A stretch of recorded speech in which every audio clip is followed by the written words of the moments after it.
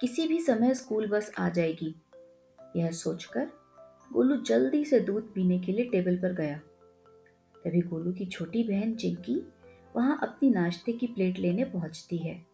और यह क्या, गलती से उसका हाथ दूध के गिलास पर लग जाता है और सारा दूध गोलू की यूनिफॉर्म पर गिर जाता है।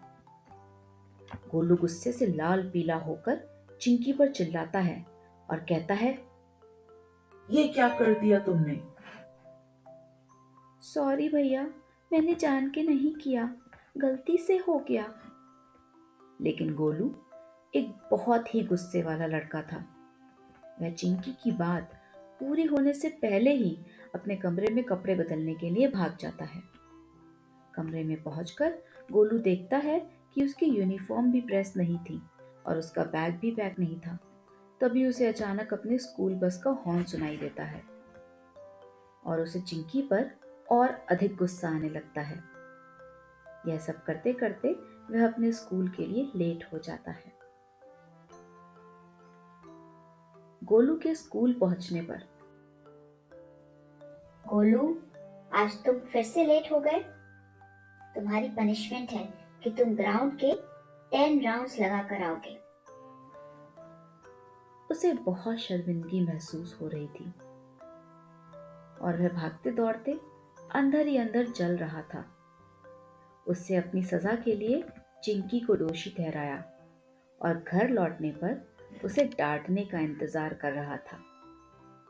वह अपने क्रोध के कारण बहुत थक गया था और जब वह घर लौटा तो वह चिंकी पर बरसने लगा।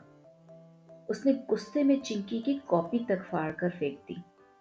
यह सब देख चिंकी की आंखों में आंसू आ जाते हैं।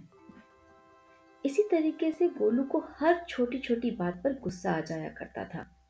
यह सब देख उसके पिताजी ने उसे एक दिन सबक सिखाने का सोचा। उसके पिता ने उसे 1 किलो से भरा हुआ थैला दिया और कहा, गोलू, जब जब तुम्हें गुस्सा आए तब तुम एक कील अपने कमरे की दीवार पर हथौड़े से ठोक देना। पहले दिन गोलू ने 40 कीले दीवारें पर ठोक दी। अगले कुछ हफ्ते में जैसे जैसे उसने अपने क्रोध पर नियंत्रण रखना सीखा, प्रतिदिन ठोकी जाने वाली कीलों की संख्या धीरे धीरे कम होती गई।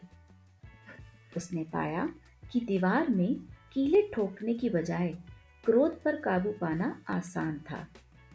अतः उसने धीरे धीरे अपने क्रोध पर काबू पाना सीख लिया। अब उसके पिता ने कहा, उस प्रत्येक दिन तुम एक कील निकाल लेना जिस दिन तुम्हें गुस्सा ना आए। दिन बीतते गए और आखिरकार एक दिन गोलू ने सारी कीलें दीवार से निकाल ली। शाबाश बेटा, तुमने अपने गुस्से पर काबू पाना सीख लिया। मैं तुमसे बहुत खुश हूँ। लेकिन क्या तुमने यह दीवार पर बड़े बड़े छेदों को देखा? जब तुम गुस्से में किसी से गलत बोलते हो तो तुम्हारे शब्द सामने वाले के दिल में भी इसी तरीके के छेद कर देते हैं।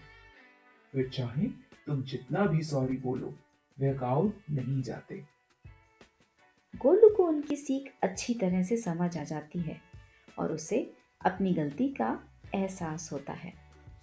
तो आइए, गोलू की तरह हम सब भी आज से ही अपने गुस्से पर नियंत्रण करना सीखते हैं।